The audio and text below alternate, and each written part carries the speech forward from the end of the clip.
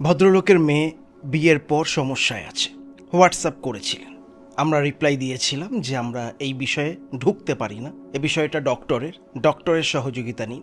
পারিবারিক সমস্যা হলে প্রশাসনের সহযোগিতা নিন। আমরা মানসিক রূপে অসুস্থ গৃহহীন মানুষদের সেবা করি। ভদ্রলোক তারপরেও কিছু লিখেছেন, এইটুকুই কাজ করে বিজ্ঞাপনের নাম বাড়াতে চান, শুধুই চুলদারি কেটে ডিপ্রেশন রিলিফ চ্যারিটেবল ট্রাস্টের নাম দিয়েছেন। नफरत की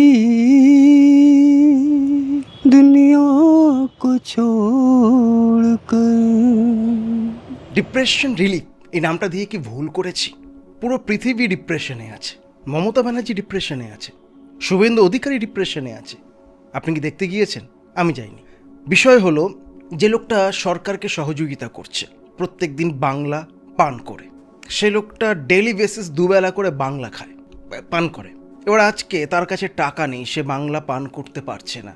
ডিপ্রেশন রিলিফ চ্যারিটেবল ট্রাস্টের হোয়াটসঅ্যাপে এসে যদি বলে, আমার নেশা করার জন্য টাকা দেবেন, আমি ডিপ্রেশনে পড়ে যাচ্ছি, বাংলা না খেলে আমার ডিপ্রেশন বেড়ে যাচ্ছে, তাহলে কি ডিপ্রেশন রিলিফ চ্যারিটেবল ট্রাস্ট সেই ব্যক্তিকে বাংলা প্রোভাইড করবে? আপনার বউ আপনাকে সময় দিচ্ছেন, আপনার বউ অন্যের সাথে চপাচ্ছে, মানে কথা বলছে, এখানে হোয়াটসঅ্যাপ করলে কি আপনার বউ ঠিক হয়ে যাবে?